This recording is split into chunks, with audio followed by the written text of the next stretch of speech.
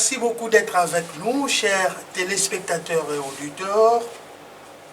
Vous qui nous suivez en ce net moment, nous vous disons salut et bienvenue dans ce nouveau numéro de votre magazine que vous aimez beaucoup, magazine intitulé Grand Format, où nous recevons des leaders d'opinion.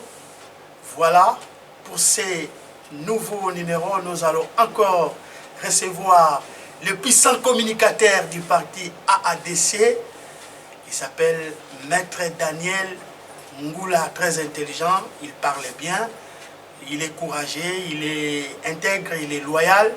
Voilà, c'est avec lui que nous allons essayer de nous entretenir par rapport à des sujets d'actualité qui défrayent la chronique. Maître Daniel Ngoula est communicateur du parti AADC. AADC, c'est un parti qui est dirigé par par le président interfédéral André Koté Mavungo au Congo central, et aussi il est le vice-président interfédéral s'appelle l'honorable Jean-Honoré Bavoula. Alors AADC, c'est un parti cher à Madame Adèle Kabena. Voilà, sans plus tarder, nous allons les recevoir. Maître Daniel Ngoula, bonjour. Bonjour mon frère Vital Abiala, pour l'opportunité combien importante que tu m'accordes de passer encore par devant votre caméra pour tenter de communier avec la base, les Banaboma qui nous aiment et qui nous suivent depuis un certain moment. Et pour nous, c'est un grand plaisir. Maître Daniel, n'a habité la population à Boma comme Kolinga Yomingi, Balobi, maître. Émission na yezala kitoko, émission yezala bien, tout ça. Mikolo et komikaka. Na lukela bango Maître Daniel parce que Maître Daniel a le bara bien, Maître Daniel a ça analyse objective, réaction. Na sepeli mingi soki bana boma, ba kompe ko landa batu loko la biso. Simplement parce que ba mesana ko landa bato kaka ba finga ka batu. Ba mesana ka ko landa bato ba finga ba autorité ya ville na biso soit ya province. Ba mesana ko landa kaka bato ba lobelaka ba vie privée ya bato. Et que lokola ba komo landa ba son mususu komi ke ba analyser situation ya mboka ngala ko sepela kaka pe ko encourager bango ke balanda ka biso parce que biso avec école à partir de ça ya honorable Bavoula donc ça la politique autrement. Voilà, c'est comme ça que nous communiquer autrement. Et ça façon ya école to bimeli ya AADC de préparer biso poto lobaka autrement que les autres. Et je sais que Banabo va la décider de biso, va continuer à biso et chaque jour ils vont découvrir davantage combien nous sommes formés politiquement et moralement. Voilà un peu autre que le Banabo m'a toujours encouragé à balanda mission à biso et bengaka ceux qui placent la monnaie bien te corriger ça fera du bien. Maître Daniel Ngoula, c'est un homme non conflictuel. C'est un homme humble, un politique très humble. Il garde de très bonnes relations avec ses collègues politiques. Maître Daniel, avant que tu abordes quelques sujets d'actualité, d'abord en tant que communicateur du parti AADC, News Ezali. Oui, Basango Ezali. AADC n'est parti. Ils ont s'implanter dans tout le coin de Boma. News Ezali. Le lendemain il y a un grand rendez-vous, une grande réunion. Ils ont les base à Saïko, chapeauté par Madame Dr Yvette Kiakwama. Réunion Mounene ils ont les kakuna. C'est juste pour redynamiser la base Nabiso. Et Papa Nisenza on est la rencontre Mounene na bana Yambangu. Et même lobby, lobby dimanche. Pour lancer des travaux et la construction tout ça pour le bien de Bana Boma. Et en même temps, les sous maman ya ferme pour sur ce que nous pensons à Boma et lobby et leur présenter, n'est-ce pas, les futurs nouveaux candidats, Papa Nisenzaou. Na mikolo zoya akozala candidat to présenter bango déjà pa maman wana ba yebaka nini ezali. Donc AADC ezala na makambo ebele ya sika Malembe, Malembe, c'est chaque jour qui passe, à Sikezoya. Voilà un peu ce que nous pouvons dire. Merci beaucoup. Voilà, alors, Maître Tolobelana, nous avons vu à Boma pour parler de la recrudescence des cas d'insécurité. Comme il y a lobby, côté les bateaux, côté les bateaux. Bon, pour nous analyser nos ça. C'est vrai, monsieur le journaliste, la situation est commis à décrier. Simplement que c'est avant-hier, Ami Nangaï et Mentela, oh babomi na ferme, c'est vraiment mon ami.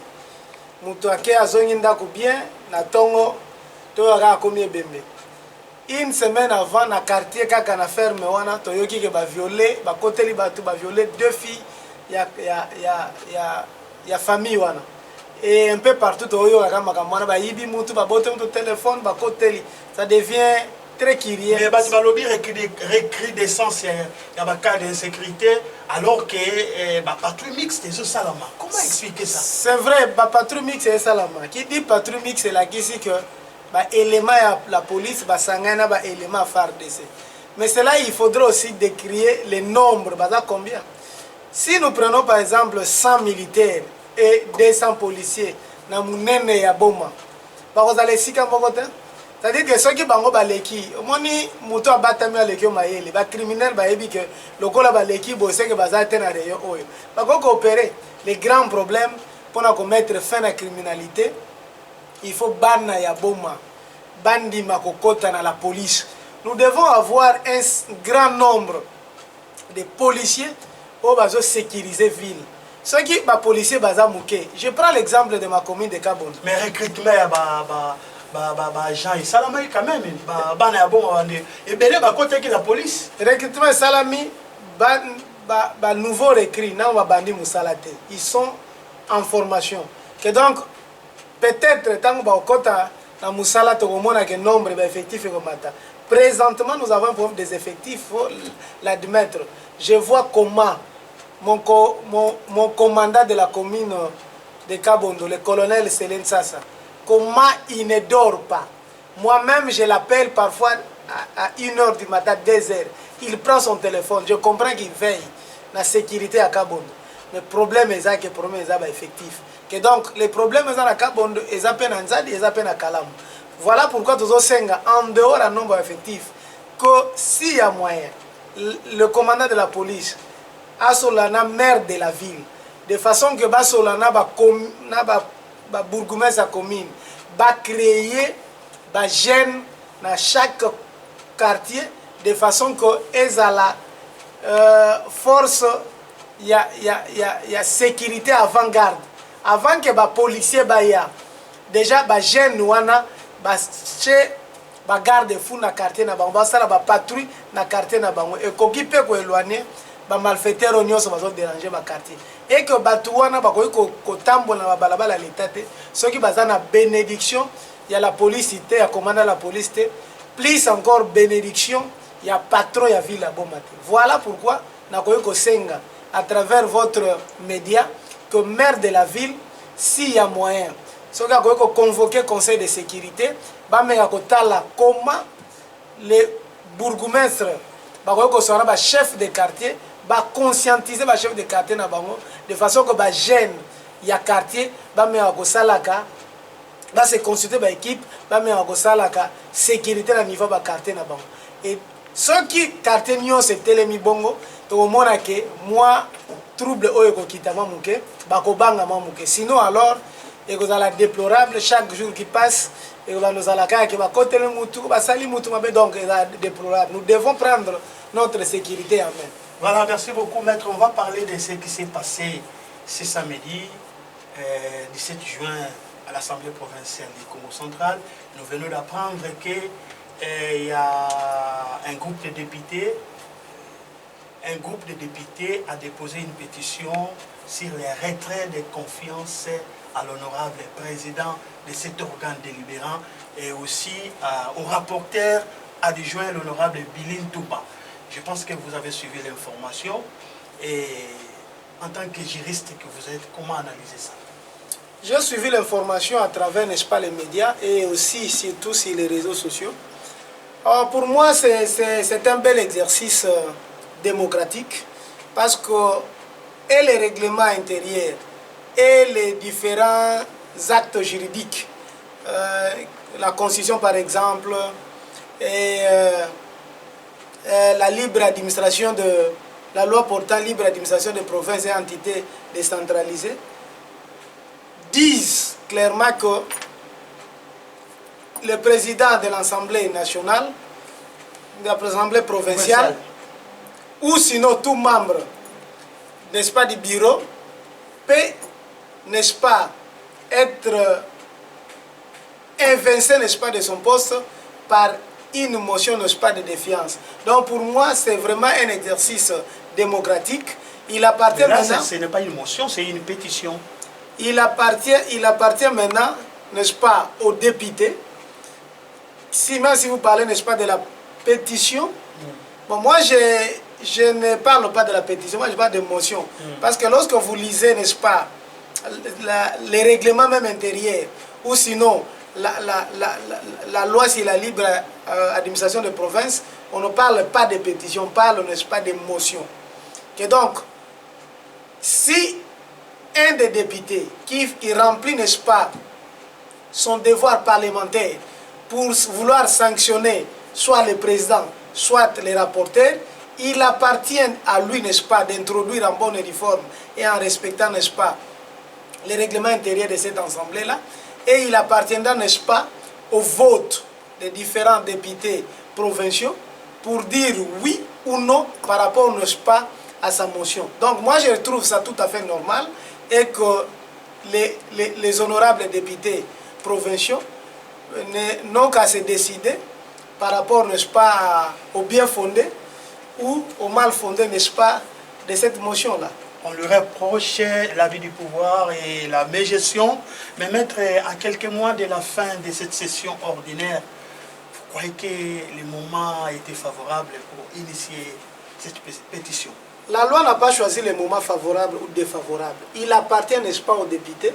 S'ils pensent que le moment est venu selon l'opportunité, pour qu'ils puissent, n'est-ce pas, introduire sa motion. Moi, je pense que la motion est la bienvenue. Et s'ils pensent que ce n'est pas le moment pour traiter, il appartient au premier vice-président, n'est-ce pas, de cette assemblée-là, de convoquer ou de ne pas convoquer, n'est-ce pas, la séance pouvant, n'est-ce pas, la plénière pouvant, n'est-ce pas, traiter de cette question-là. Voilà, merci beaucoup. On va poursuivre notre magazine grand format. Alors, maître Tolobelana nous sorti à Kabila. Kabila lobby a pour réagir na mikolo Zali Koya. Il va réagir. Maître, réaction. Nalanda qui lobby avec beaucoup de regrets. Beaucoup de regrets? Oui, Nalanda qui lobby avec beaucoup de regrets. Na Radio Top Congo. Koyoka que ancien chef de l'État, sénateur à vie. Ayambaki batuna ferme à Kingakati. Et à l'issue de ça, va promettre que Mikolo Zoya, le sénateur à vie, a Koloba na nation. Alors, Ngaï na la langue avec beaucoup de regrets. Pourquoi? Parce que depuis remise et reprise de Salamaki, depuis investiture, n'est-ce pas, il y a son excellence, monsieur le président Félix Antoine Tshisekedi Tshilombo et Salama, depuis ce temps-là, Toyokate, l'ancien président Goloba. Et pendant ces 4 ans et demi, Tolandi Bandeko Nabiso na Kivu, Bakoufi, et plus de 5000 disparus. Pendant ces 4 ans, Tolandi Bandeko Nabiso na Matarikibala, Baziki na courant. Pendant ces 4 ans, Tolandi Bandeko Nabiso Bazo Koufa chaque jour na Est. Et pendant ces 4 ans, Tomoni na Kinshasa, Bato Belé Bakoufi na Bambou Beti. Tolandi na Kinshasa, Bato Belé Bakoufi na ba accident. Tolandi na Kinshasa, Bato Belé Babungi. Atira Kolobate. Si tozo kamwa à quelques 6 mois à Linyaloba et a fait un mandat chef de l'État. Mais on parle lorsqu'on a à dire. À Kolobanini parce que le Congolais attendait. Toyebi que notre ancien chef de l'État azana ba moyen bela ko sunga. Tangu ba Congolais bazana pasi asungite. Si on les lois, ça va congolais nini. Mais je m'imagine que ce gars Bimi à Roloba, à cause que le président Tshisekedi a violé la constitution. Parce que ils ont credo, il y a FCC et particulièrement il y a PPRD. Mais agitation à côté à l'Union sacrée, pourquoi? Parce que il y a pas l'Union sacrée. Agitation par rapport à l'information européenne. Ngana za agité na kamwe kaka. Pour muto lo bagata ko lobanini. Mais na la kisi que na 4 ans nyonso a lobité. Parce que bon, les FCC à la base, il y a pas si y a ba congolais tango bazala ko gérer ensemble na cash. Il y a peut-être à lobaki à lobaneli susté atika bino bosala. FCC est une personne morale. On peut bien critiquer FCC. Mais l'ancien chef de l'État est notable, est sage à Congo. En dehors de lui, Moutou Mokote est sénateur à vie na Congo. Donc, il ne faut pas consulter. Moutou Tango passe à Congo. Il faut approcher le président en exercice et apaiser sagesse. Mais curieusement, à 4 ans l'obité. Et moi je m'étonne pourquoi. C'est aussi dans ses habitudes. Pourquoi alors, je m'étonne, mais je présume qu'Akolobake, Tshisekedi a violé la constitution parce qu'il y a un malobaya FCC, il y a un malobaya PPRD. Et ce qui a lobby à l'omouana à Gozongela parce que Nayoki parmi Batwa Utikuna na Kingatabi, Batune Bazala résistant. Donc il a dit si à l'obake, on va lingi procès électoral. Je m'imagine, il y a reçu quand on a le oui, parce que d'abord, le processus électoral. Ça a quitté. Non, c'est-à-dire que pour un politique, net l'ancien président Joseph Kabila, a un problème d'élection, il est sénateur à vie. Donc, quitte le Sénat à vie, il est quitté à Bonzambe, Moutarolongolé Azate, Azana suppléante. Ayate, il est sénateur à vie. Donc, il a dit que Makambo, l'élection de Osala est allié, peut-être, lieutenant. Donc, est-ce qu'à s'enrôler, mais c'est-à-dire que Yé a déjà sénateur à vie. Mais Makambo, il a dans quelques jours. Il y a que le président Tshisekedi a violé la constitution. Il y a que non, l'élection, il y a Yamabe. Et agoyebisa biso lisusu que non ya tika kimboka na mwa kimia na ese bitumbe zongi peut-être mamba yebisa biso peut-être mamba ko loba eza important et kozala important mais importance tango eza na population te parce que yebi que yé asala ki passation de pouvoir akoki pe ko benga chef de l'état ayebisi que tala ba sage conseil la peso contenir la situation oyo ezata ayebisa biso parce que yé azana tango ça la campagne il est sénateur à vie. Mais le président de la République l'a accusé que non c'est le FCC c'est FCC qui était à la base pour les pouvoirs à la malamouté. Pourquoi Bogozalason a besoin il y a conseil naïe na lingina bandela FCC est personne morale et que si on accuse le FCC bazo accuser l'ancien chef de l'État et que l'ancien chef de l'État reste un sage du Congo. Voilà pourquoi il y a sénateur à vie, chambre, il y a sage. Donc, il y a un problème, il y a un président de la République. Mais le problème, il faut se demander quel est... Il le fait en cachette. Voilà, ceux qui ont ça en cachette, ils continuent à faire en cachette. Mais Atika, qu'on promettre au Congo que a copié sa discours à Golobana ya Congo. Oui, démocratie a la liberté à Goloba, mais à Goyebi Sabiso Nini, oh ya lobate. Pour la bino est un non-événement.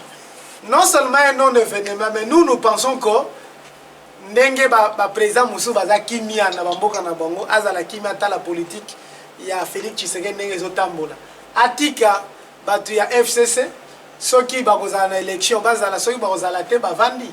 Mais nous ne pensons pas qu'il viendra dire quelque chose de nouveau. Parce que ce que Zalaki a 4 ans, il fallait le baillon. Mais nous pensons que c'est un problème de positionnement politique.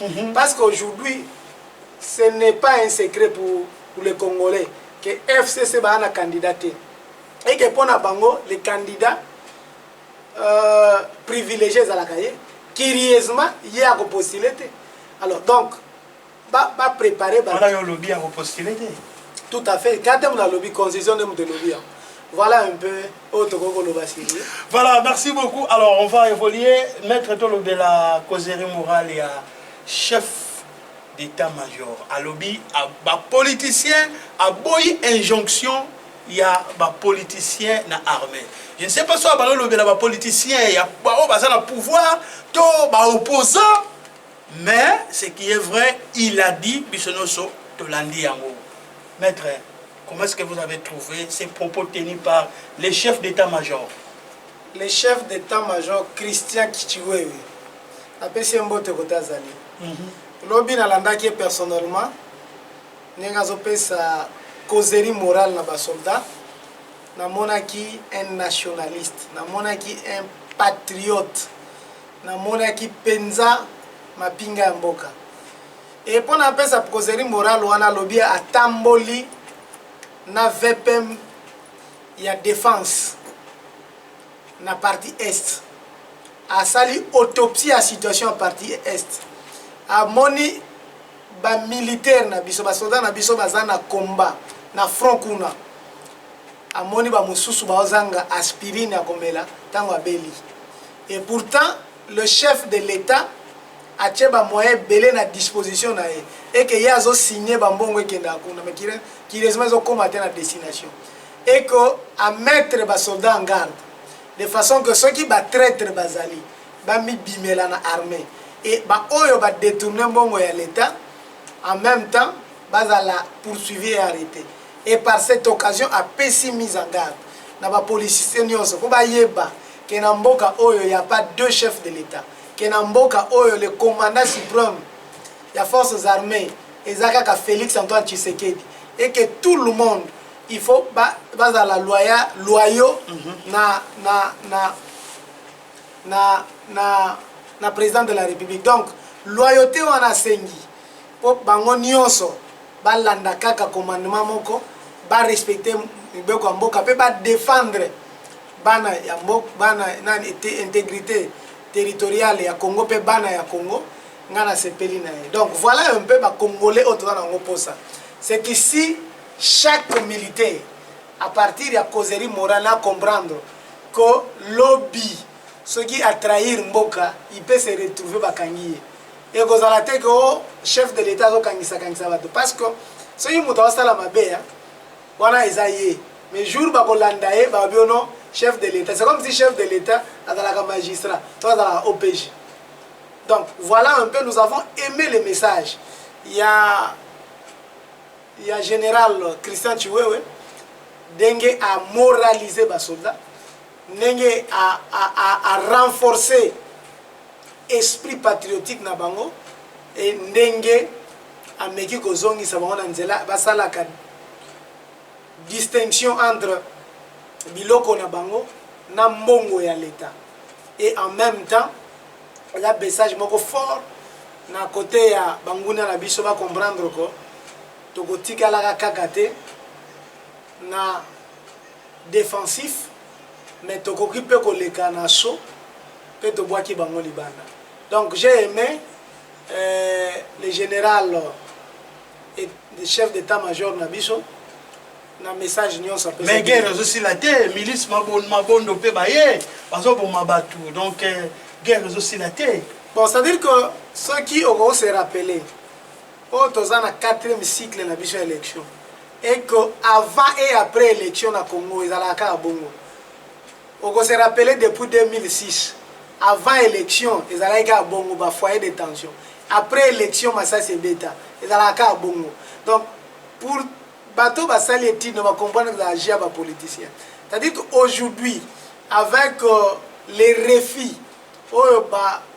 soi-disant résistant à biso bazanango donc une élection il faut pas créer ba foyer de tension pour na peut-être ba freiner là il y a président de la République même en élection de façon que ba solo là malheureusement les chefs de l'état zoyo kabango te na voix wana et que to aucune élection. Donc ce sont des coups bas fomentés par les politiques en dehors oui mais na est on a un complot international et que malem nous nous battons et ça problème il y a congolais nyonso aye ba le problème à est et ça problème il y a agression et complot international et que seul détermination va congolais de libérer biso na bitumba wana. Donc nous devons nous déterminer et nous devons nous battre pour que nous puissions avoir, n'est-ce pas, une victoire sur l'ennemi et mamone aussi là. Tant que biso tozokola tozako yoka na Angola savimbi ya bato bakufi et sali ba nebele. Mais tant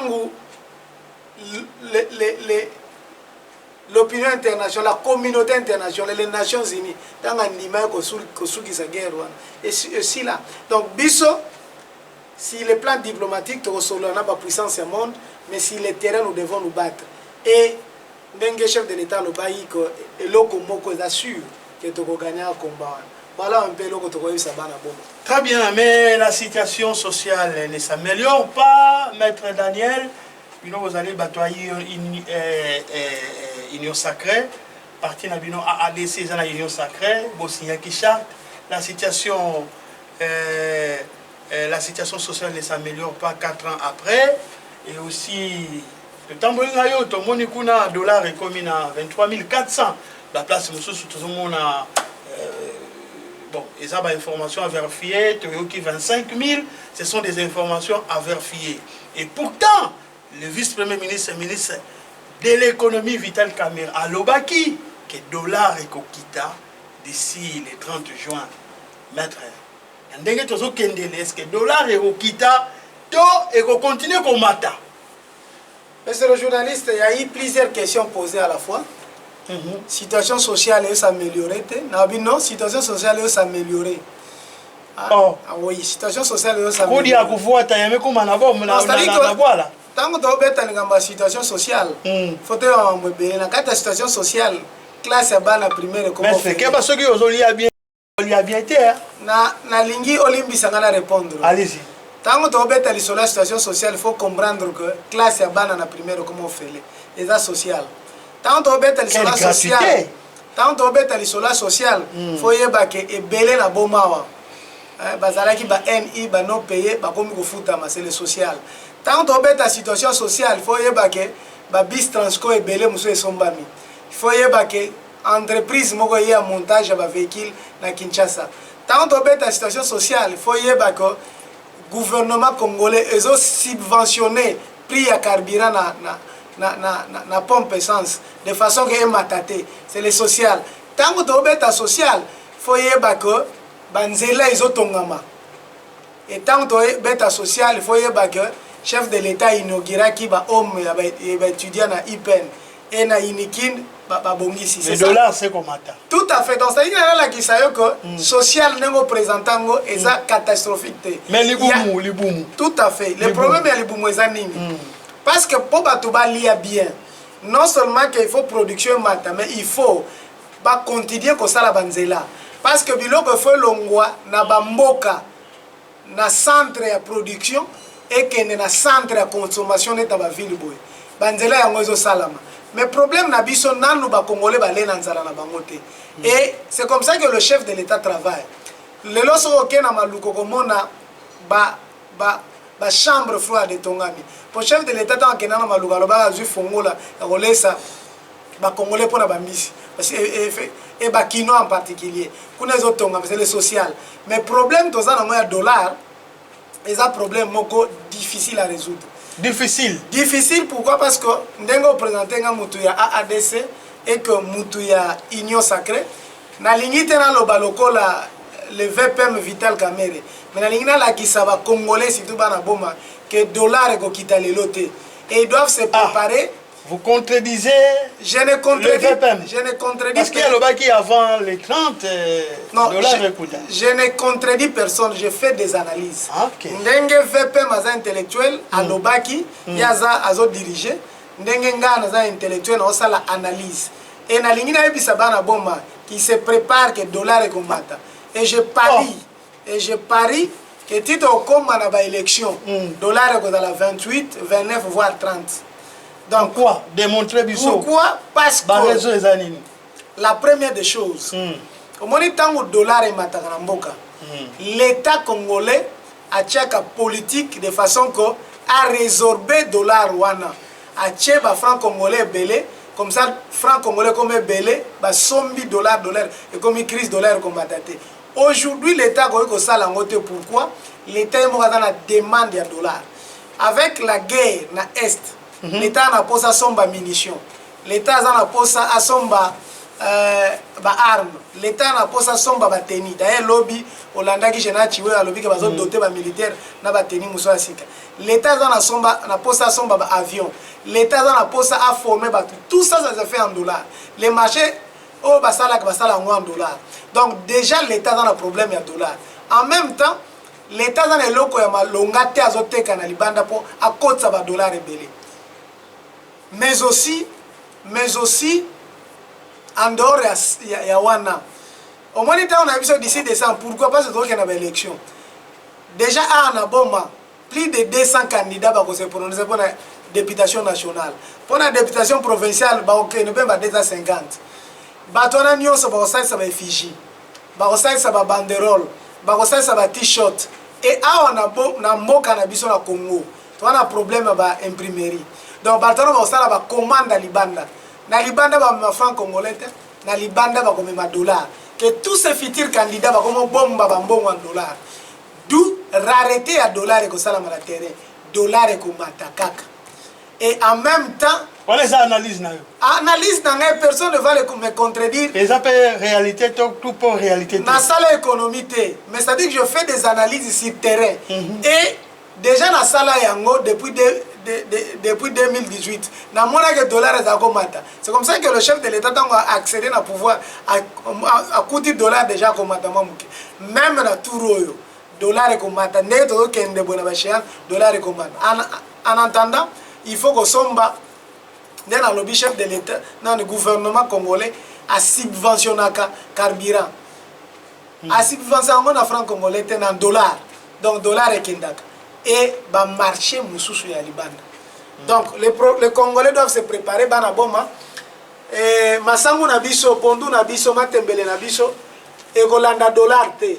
Mais moralement, bo se préparer. Est-ce que Masangu est roya? Masangu ya te ke uta na Zambie biso batwa zela. Masango ya biso oyo ko uta na mayombe, masango ya biso oyo ko uta na jardin na bilanga nanga, fufu na biso oyo ko uta na luozi, madesu na biso oyo ko uta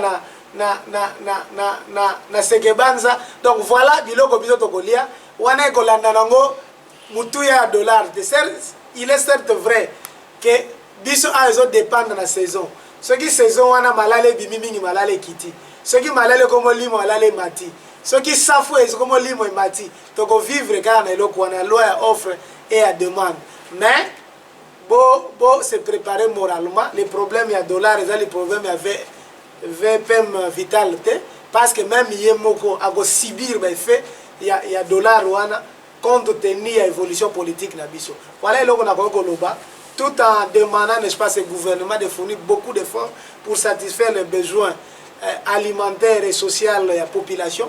Parce que la population a biso ba oyo ba maître Daniel Ngula tu na kati, mais en même temps je me prépare pour dire que le dollar ne va pas baisser. Le bilan est encourageant. Donc tu vois déjà que le bilan est encourageant, il n'est ni négatif, il n'est ni positif, mais encourageant. Moi ni soy tondo le bilan chef de l'État. Il faut deux émissions bateau le bilan. Na kola ki sa yoko na 4 ans ya président Félix Tshisekedi a sali koleka 10 ans il y a régime passé. Donc au moins 10 ans régime passé, pour régime passé sali 18 ans. Les 10 premières années à régime nango. Ba salate au chef de l'État sali na 4 ans. Ba sali même 50% au chef de l'État sali na 4 ans.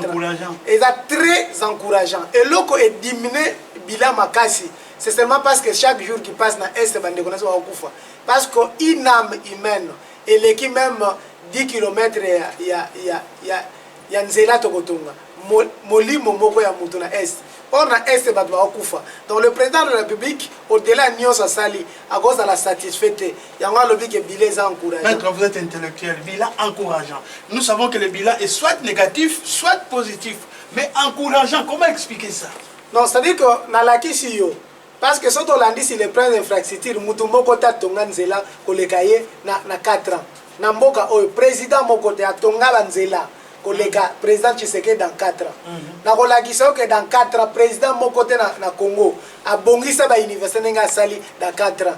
nakolakisa que le chef de l'État dans 4 ans Congo président mokote a pesi matricule pe a fouti ba fonctionnaire à l'État dans 4 ans nakolakisa na mboka oyo na 4 ans président mokote a nommé 2308 magistrats na 4 ans président mokote na 4 ans na mboka oyo a nommé 2308 magistrats et dans nakolakisa makambo belé c'est-à-dire qu'on a vu que bilan à chef de l'État to kosala ngo le moment venu et kozala discours na biso à campagne et to yebisa bato pourquoi renouveler le mandat chef de l'État mais ce qui muto azokufa ata moko akufi na famille lokola to biso ndo ba congolais bande resa ese ba kufa le chef de l'État il faut la kana mawa na ngo yebisa bino que bilan est encouragé bon qui capé opposition à se manifester librement dans l'activité na sur terrain nous serons na ekokota na bilan non ça dit que opposition na Congo ezala le fait l'opposition ils ont raté. Le fait Sphinx,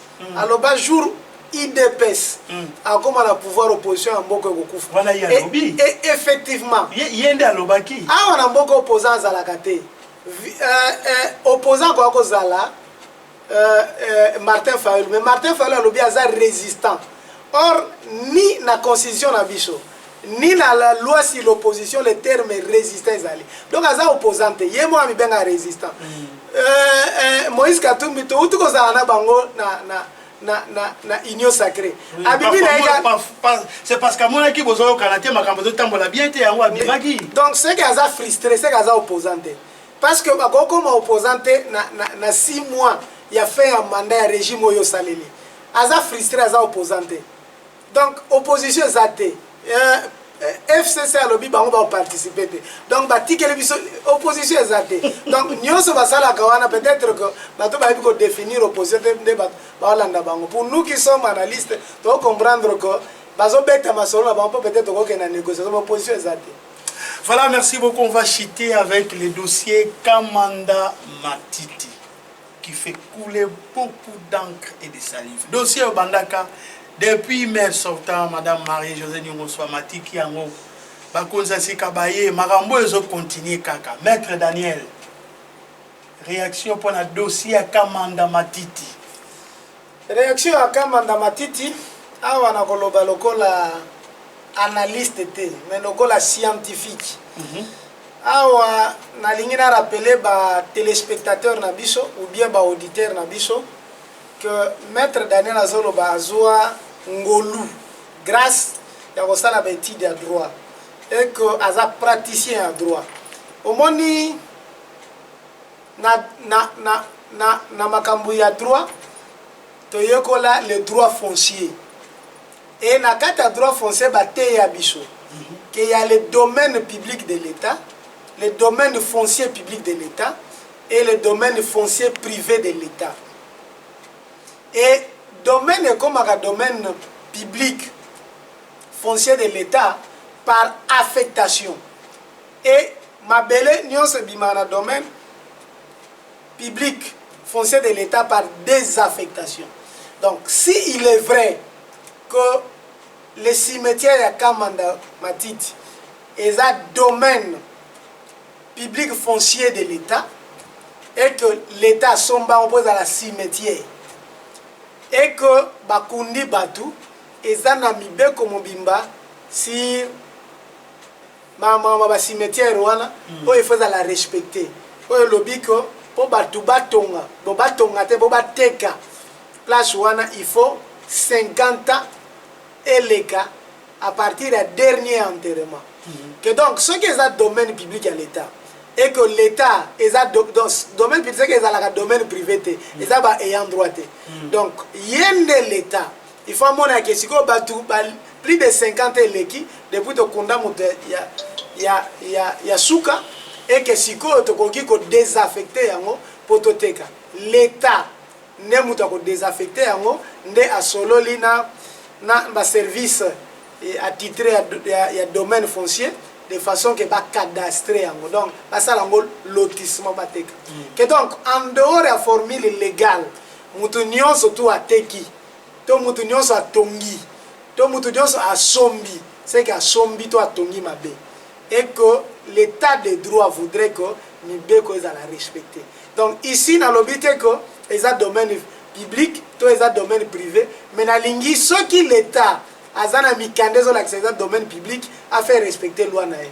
Soki mpe eza nango domaine public te ya cimetière ya circonstance kaka, parce que mutu mpe akoki kokunda ndeko ne na lupangu na ye.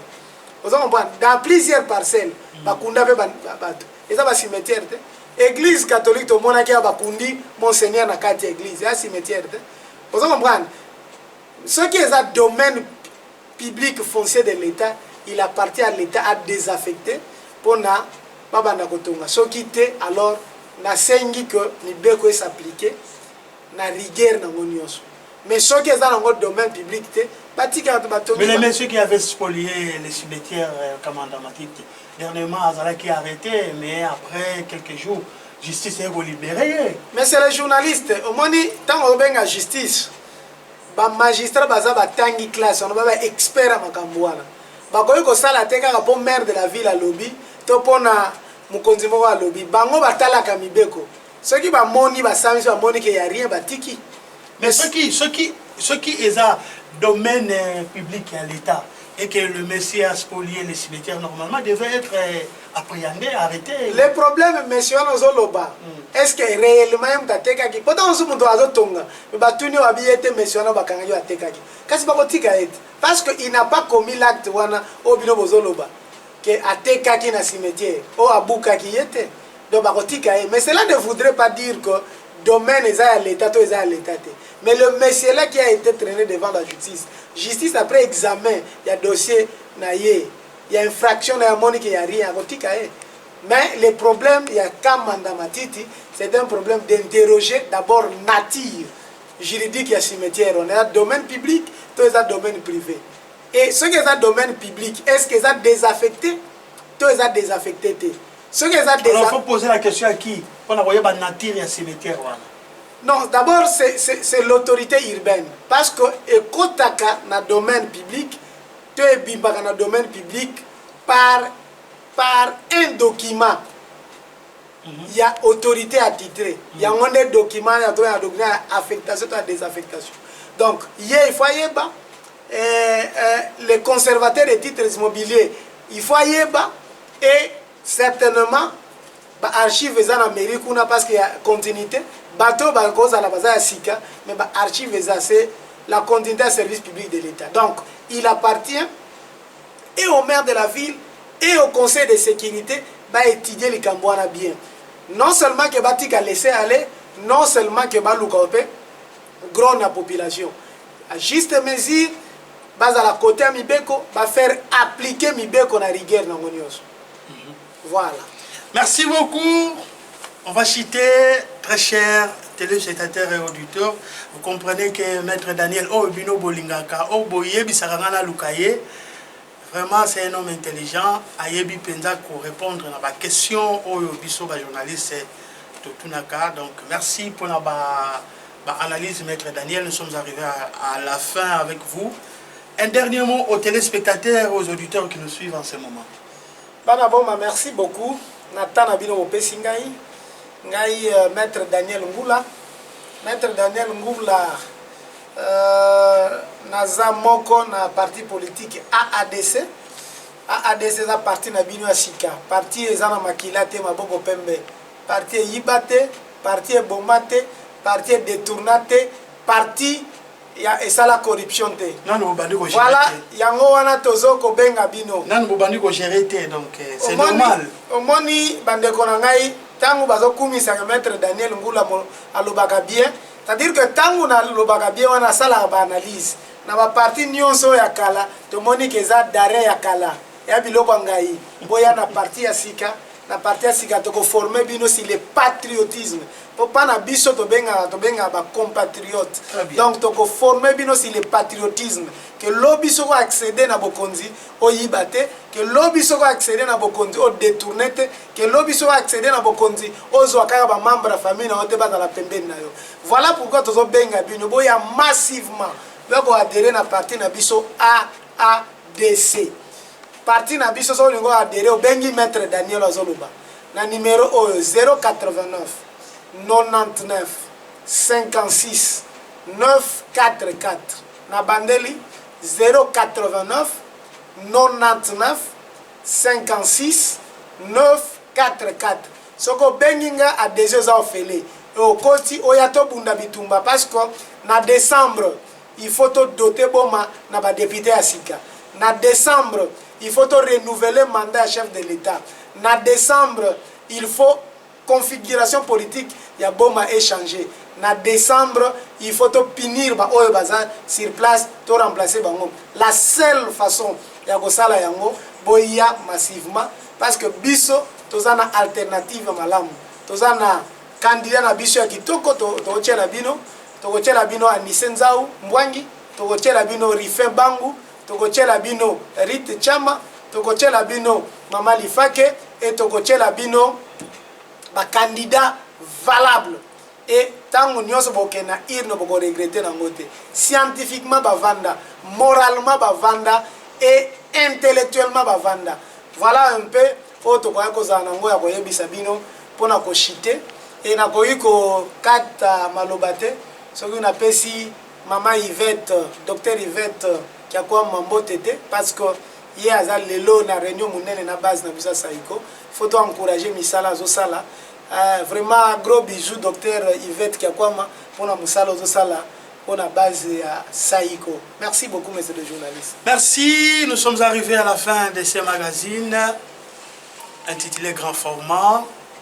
Merci de nous avoir suivis. Merci à Alvin Toto qui était derrière la caméra.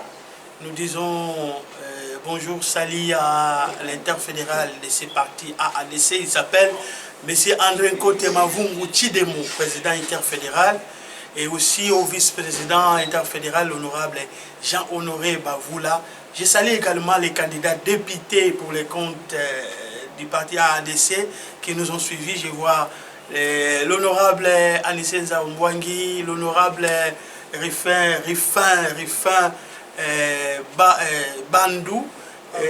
Bangu, pardon, et les autres, donc le président fédéral de la ADC, je vous salue. En tout cas, le docteur Yvette, cadre du parti AADC, et les autres, nous vous disons merci de nous avoir choisis et on se retrouve très prochainement. Au revoir.